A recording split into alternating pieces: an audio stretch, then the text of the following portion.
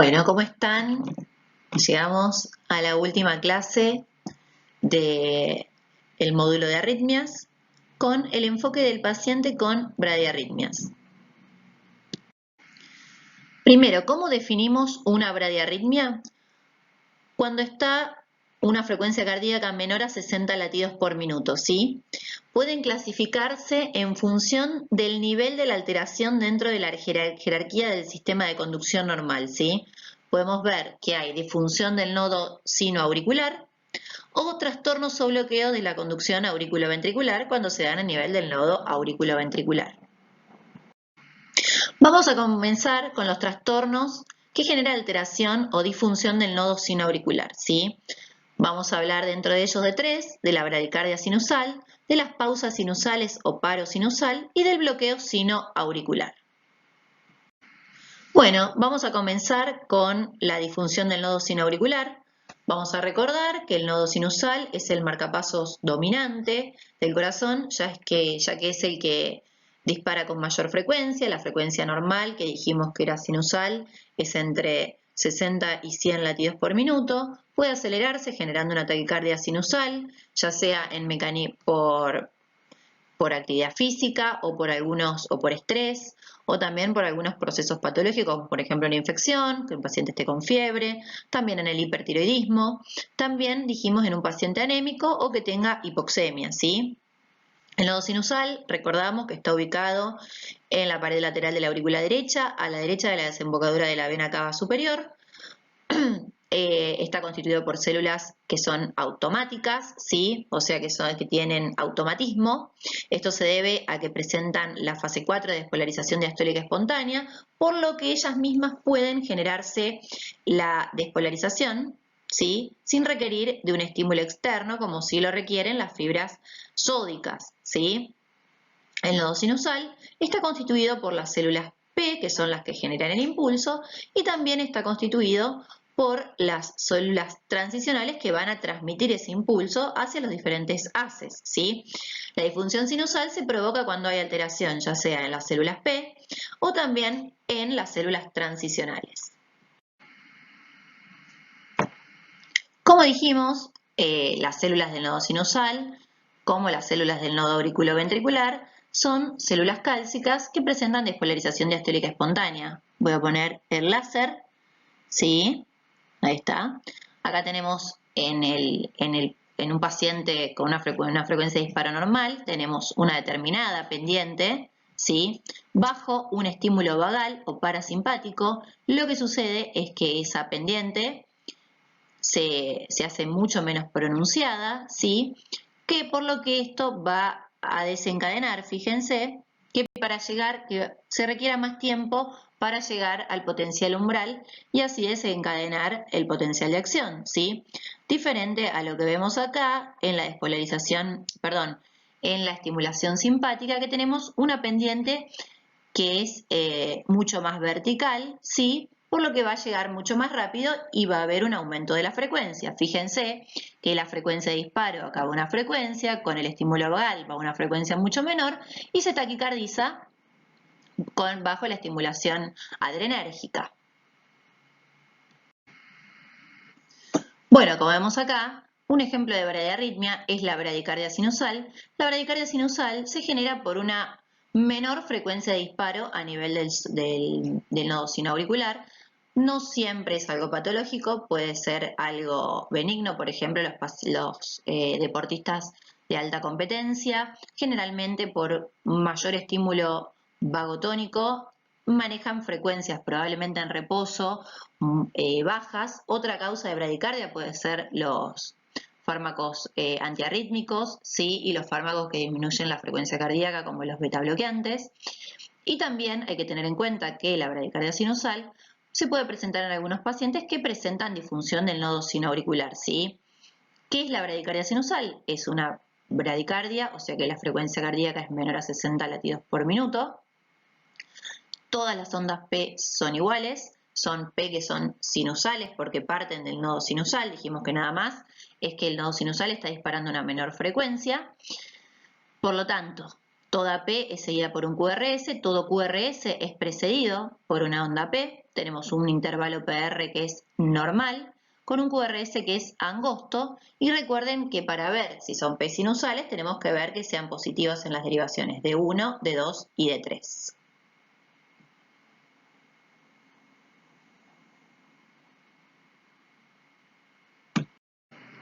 Bueno, recién se trabó un poquito, no sé qué pasó.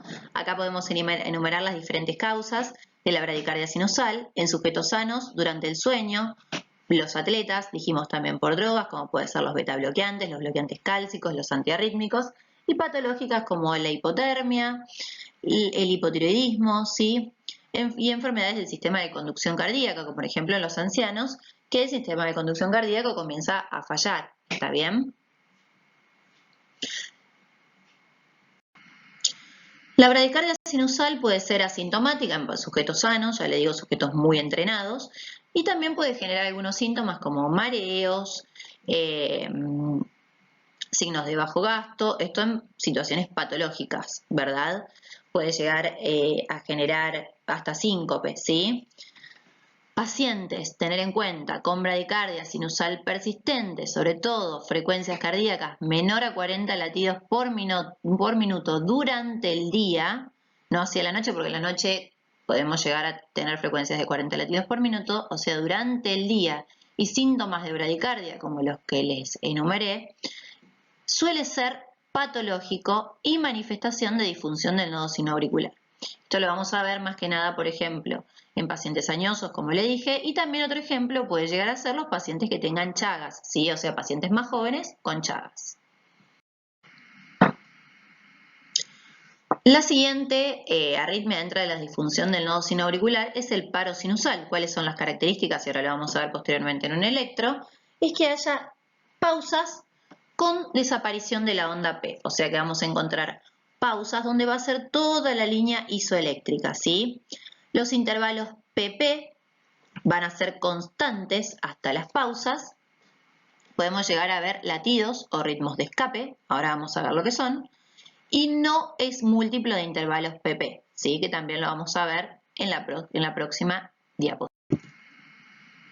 Bueno, como podemos ver, acá tenemos este electrocardiograma donde viene un latido sinusal, otro latido sinusal, otro latido sinusal. Vemos que las ondas P son todas similares, están todas seguidas por un QRS que es angosto.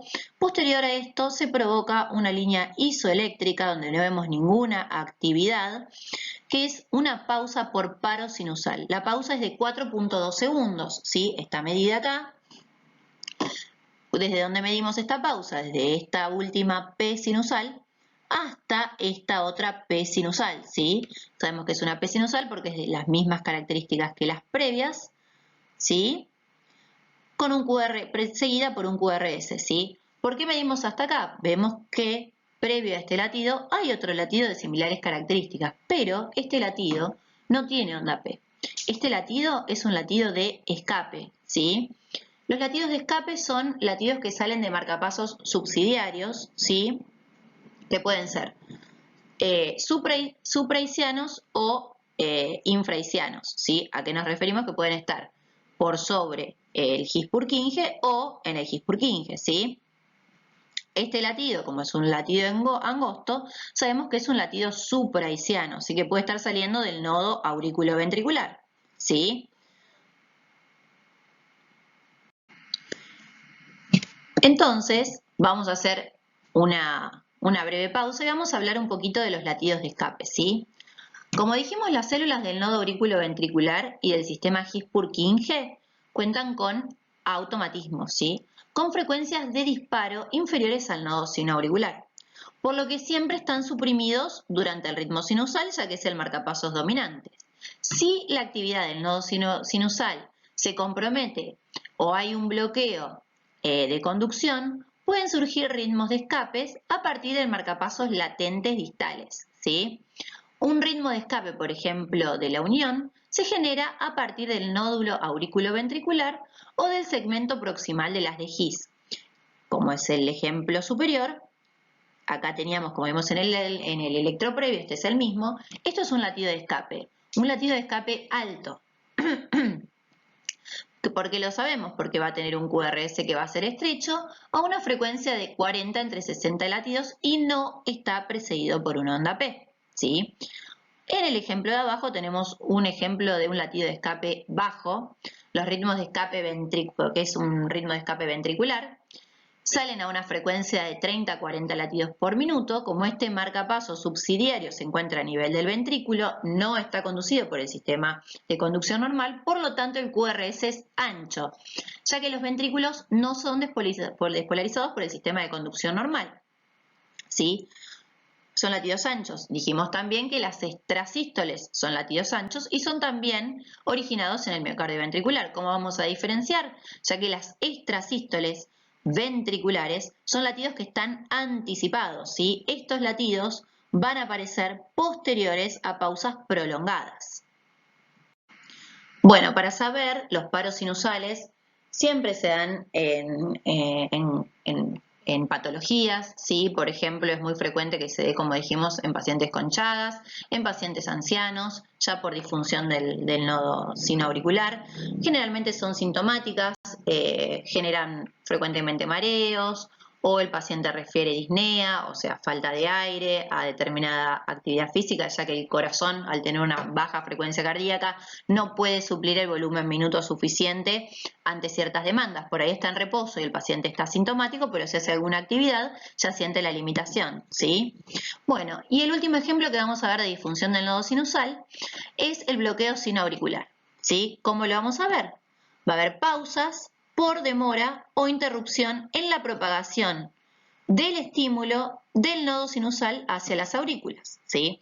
Los dos primeros, tanto la bradicardia sinusal, que dijimos que puede ser patológica o no, la alteración está en la formación del impulso, lo mismo que en el paro sinusal. En los bloqueos lo que hay es una demora, o sea que lo que hay es una alteración en la transmisión del impulso, ¿sí? Como siempre, esto también está influenciado autonómicamente y el intervalo PP en la pausa es múltiplo. En el anterior no era múltiplo, en esto sí. Ahora lo vamos a ver en el siguiente ejemplo. Bueno, acá tenemos un electrocardiograma, una tira de ritmo, donde vemos complejos QRS regulares, ondas P que son positivas, que van seguidas de complejo QRS, va una P, QRS, P, QRS, seguimos P, QRS, hasta que en un momento hay una pausa con una línea isoeléctrica y posteriormente sale una onda P con un QRS. Acá tenemos una pausa por bloqueo sinoauricular de 1.9 segundos. ¿Qué es lo que se refiere a que sean múltiplos? ¿Sí? Que los intervalos PP en este caso van a ser siempre constantes. Fíjense que tenemos una P acá, acá caería exactamente, esto es importante hacerle la medición siempre con una regla, ¿sí? Lo vamos diciendo, o con un compás, ¿sí? Vamos a ir midiendo. Acá debería caer una P, ¿sí? Que es la que está bloqueada, y fíjense que la distancia entre la P que está bloqueada y la siguiente P que es sinusal es la misma que la distancia desde el QRS, desde la P que lo precede, ¿sí? Fíjense que esta distancia es la misma y esta distancia es la misma. Eso quiere decir es que son múltiplos, ¿sí? Que lo vamos a ir midiendo y vamos a saber exactamente dónde va a caer la P bloqueada y posteriormente se va a ver dónde sale la P que está conducida, ¿sí? Tengo varios electros de esto que después se los voy a mostrar cuando hagamos el taller. Y otro ejemplo, para que lo escuchen y sepan, es el síndrome taquicárdico bradicárdico, ¿sí? Esto también se da disfunción del nodo sinoauricular, es bastante frecuente en pacientes que tienen fibrilación auricular o algún aleteo. Cuando, por ejemplo, agarran una frecuencia cardíaca muy alta, por ejemplo, no sé, 150 latidos por minuto, acá podemos ver, tenemos una taquicardia de complejo QRS angosto, regular, a más o menos 160 latidos por minuto, ¿sí? Que corta espontáneamente, se genera un paro sinusal. Fíjense que acá está la línea que es completamente isoeléctrica. Sale este latido que no es más que un latido de escape. Fíjense que no hay ninguna onda P que sea precedido. Podemos decir que como es un QRS angosto, es un escape alto, ¿sí? O sea, un escape supraisiano, y posteriormente retorna al ritmo sinusal, ¿sí? Con el mismo QRS.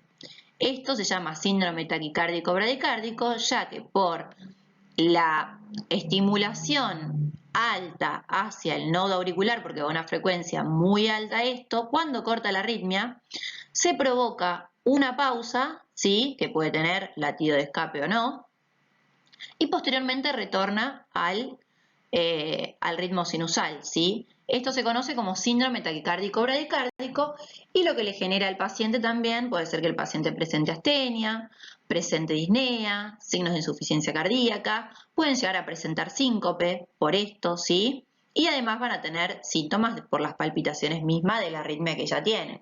Por ejemplo, esto es muy frecuente que se dé, ya les digo, en pacientes con aleteo o en pacientes con fibrilación auricular paroxística, ¿sí? Esto habla de disfunción del nodo sinoauricular.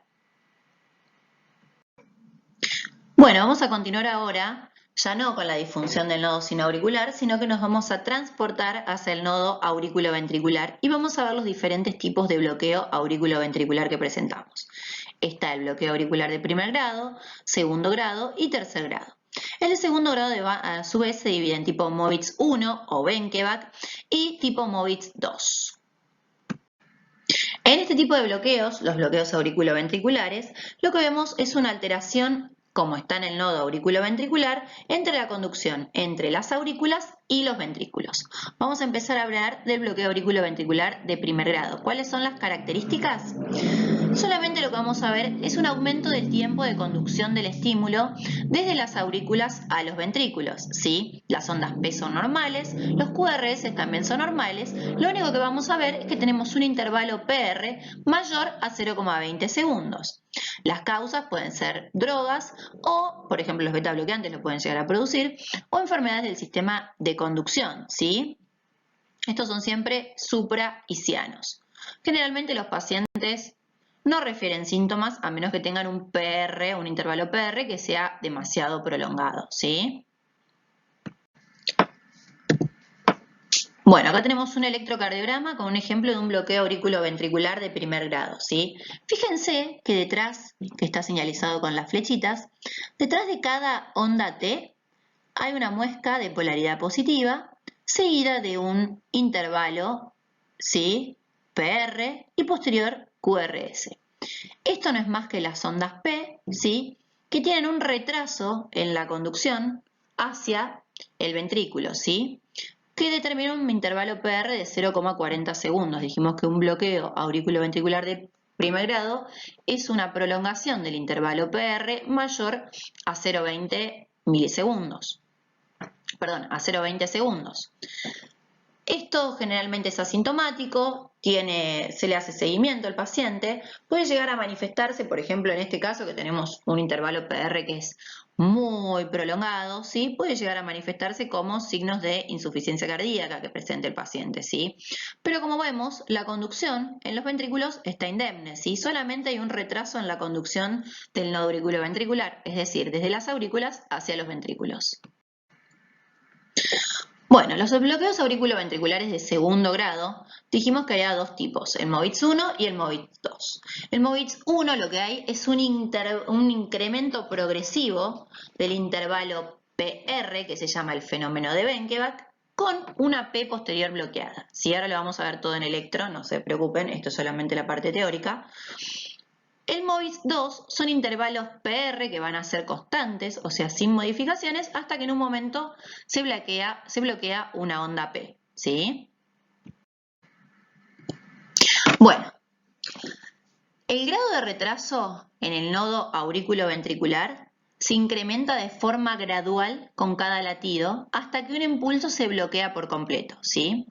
El ECG, lo que vamos viendo en este electrocardiograma, vamos viendo un incremento progresivo. Fíjense que este intervalo PR es más corto que estos dos intervalos PR a su vez son más cortos que esto, hasta que en un momento una P se bloquea y está solita sin ningún QRS que la siga, ¿sí?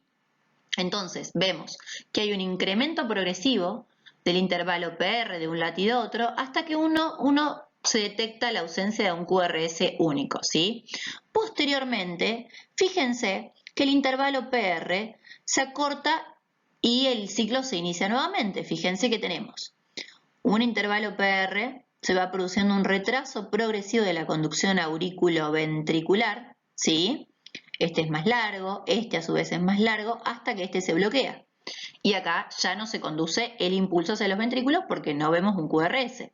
Posteriormente vean que este PR ya es cortito como este de acá, este se va prolongando nuevamente, este más, y este se bloquea, ¿sí? Esto es el hallazgo de un bloqueo completo, perdón, un bloqueo AB de segundo grado tipo Benkeback, ¿sí? Recuerden que este es el fenómeno de Benkeback, es el retraso progresivo de la conducción auriculoventricular hasta que la aurícula ya no se conduce al ventrículo por bloqueo en el nodo, ¿sí? Acá tenemos un ejemplo de un bloqueo auriculoventricular de segundo grado, MOVITS 2. Vamos viendo que se caracteriza por la falla súbita de la conducción AB, por lo que algunas P no van a estar seguidas por un QRS, ¿sí? Lo que no vemos acá es que en el bloqueo AB de segundo grado, MOVITS 2, no hay prolongación progresiva del intervalo QRS, sino que vemos que los PR, los intervalos PR siempre son constantes. Fíjense que están medidos, este PR es igual a este PR es igual a este, hasta que una P se bloquea, ¿sí? Y a su vez el bloqueo puede persistir por dos o más latidos, ¿sí? El bloqueo AB de segundo grado, MOVIC 2, es un trastorno que suele ser distal al nodo, al haz de His. Este ya conlleva un poquito más de riesgo que el bloqueo auriculoventricular de segundo grado, tipo MOVITS 1 o Benkeback, ya que acá lo que se provoca es una falla súbita en la conducción. Fíjense que acá la conducción, el impulso se transmite normalmente, acá también, y pum, acá ya no se transmite más. De hecho, si miramos un poquito más en detalle, vamos a ver que posterior a esta P que se bloquea, vamos a ver una P que conduce y una P bloqueada. Una P que conduce y una P bloqueada. Esto ya lo vuelve a un bloqueo AB que se llama esta parte de acá. Como hay una P que conduce y otra no, se llama 2-1, ya que hay 2P y un solo QRS, que esto ya conlleva mayor riesgo para el paciente, esto puede llegar a generarle síncopes y es indicación definitiva de la colocación de un marcapasos. En este electro también acá vemos nuevamente, para reforzar un poquito más el concepto, fíjense que acá hay un bloqueo AB nuevamente 2-1, ¿sí? Con esto no podemos, acá lo podemos ver bien, fíjense que tenemos una P que conduce, una P que está bloqueada, o sea, una P que no es seguida por un complejo QRS, una P que conduce, una P que está bloqueada, o sea, no seguida por un QRS, por lo tanto, cada 2P hay un solo QRS, por esto se llama bloqueo AB 2-1, ¿sí? Acá tenemos otro ejemplo de un bloqueo AB de segundo grado tipo MOVITS 2, este es de alto grado. Fíjense que dijimos que los intervalos, no sé si los ven, los intervalos PR son constantes hasta que 1, 2, 3, 4, 5 P se bloquean y recién sale otra P que es conducida, ¿sí? Bueno, esto dijimos que el bloqueo AB de segundo grado tipo MOVIS 2 se provoca súbitamente y puede haber más de 2P que no sean conducidas al QRS. Cuando ya hay más de 2P que no son conducidas, le vamos a llamar que es un bloqueo auriculoventricular de segundo grado, MOVIS 2 de alto grado, ¿sí? Bueno, el electro anterior, otra cosa más que olvidé mencionar, obviamente estos pacientes generalmente sufren síntomas, lo más probable es que se desmayen, que se sincopen, ¿sí? Y van a requerir, por supuesto, la colocación de un marcapasos. Otro tipo de bloqueo, AB ya un poquito peor aún, es un bloqueo auriculoventricular de tercer grado. La característica es la disociación entre la actividad de las aurículas y la de los ventrículos, ¿sí? O sea, que la aurícula va a ir disparando a una frecuencia y el ventrículo va a ir disparando a otro, ¿sí? Acá siempre tenemos un ritmo de escape que va a ser o nodal si el QRS es angosto o ventricular si el QRS es ancho, ¿sí? El sitio de bloqueo, por ende, depende de dónde tengamos el ritmo de escape, puede ser intraisiano o infraisiano. Intraisiano vamos a ver un complejo de escape QRS angosto, un infraisiano vamos a ver un escape que va a ser ancho o ventricular, ¿sí? Y también el intraisiano va a tener una frecuencia de disparo mayor que el infraisiano, que va a ser ventricular. El ventrículo estará seguramente disparando a 30 más o menos, el intraisiano estará disparando más o menos a 40 latidos por minuto. Vamos a ver ahora una serie de electros. Bueno, en el bloqueo, como dijimos antes, en el bloqueo auriculoventricular de tercer grado o bloqueo auriculoventricular completo, se produce una interrupción total de la conducción auriculoventricular, o sea que no hay conducción. Dijimos que en el bloqueo de primer grado hay una prolongación en la conducción, pero siempre conduce. El bloqueo auriculoventricular de segundo grado, tipo Benkevac o Movitz 1, hay un enlentecimiento de la conducción interventricular, o sea, de aurículas a ventrículas, hasta que un complejo auricular se bloquea, o sea que no es seguido de un QRS. En el Movitz 2 vamos a ver que los intervalos PR son constantes, no se van prolongando, pero hay una pérdida súbita de la conducción de las aurículas a los ventrículos. En cambio, en el completo hay una interrupción total, o sea que las aurículas van a ir a una frecuencia y los ventrículos van a ir a otra, ¿sí? Ningún estímulo es transmitido a través del sistema de conducción auriculoventricular, por lo que las aurículas y los ventrículos se despolarizan los dos de manera independiente uno del otro, ¿sí?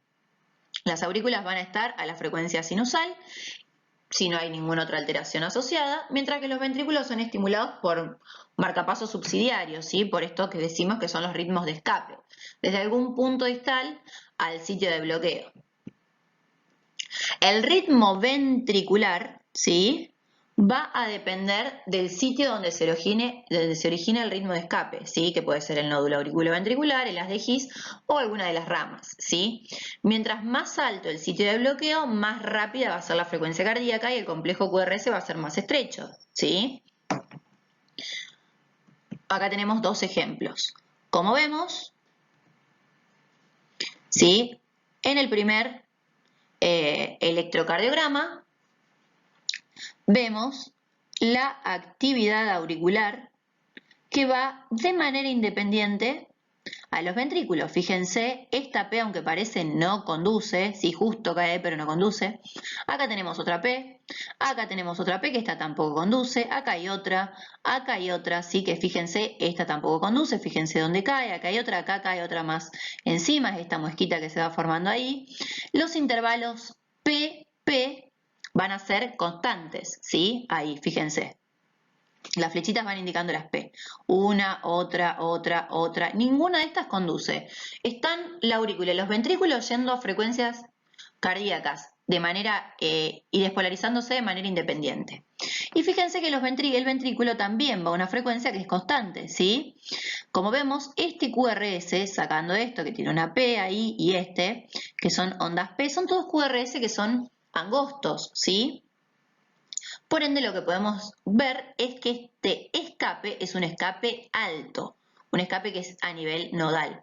Acá tenemos otro ejemplo, fíjense, ahí tenemos una onda P, acá tenemos otra onda P, acá tenemos otra onda P, que si las medimos con un compás, vamos a ver que son todas, los PP, los intervalos PP son regulares, ¿sí? Las aurículas van a una frecuencia, no conduce ninguna, están todas de manera independiente a la actividad del ventrículo. Fíjense que estos QRS son anchos y la frecuencia cardíaca es mucho menor a la anterior, ¿sí? Este escape es un escape bajo, un escape a nivel ventricular. Una última cosa, los pacientes que tienen bloqueo auriculoventricular completo o de tercer grado se presentan generalmente con síncope, o sea que tienen pérdida súbita de la conciencia por hipoflujo a nivel cerebral. Estos pacientes van a requerir colocación de de un marcapasos, por supuesto. Así que, bueno, nada, que estén muy bien, lean, es un tema difícil, es un tema que es pesado.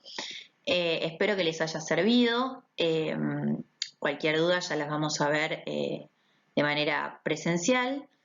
Y nada, les recomiendo, ya saben, el Vélez, el Duin para leer. Y bueno, nos vemos en las otras 2 clases que quedan, que son las valvulopatías. Chao, que estén muy bien.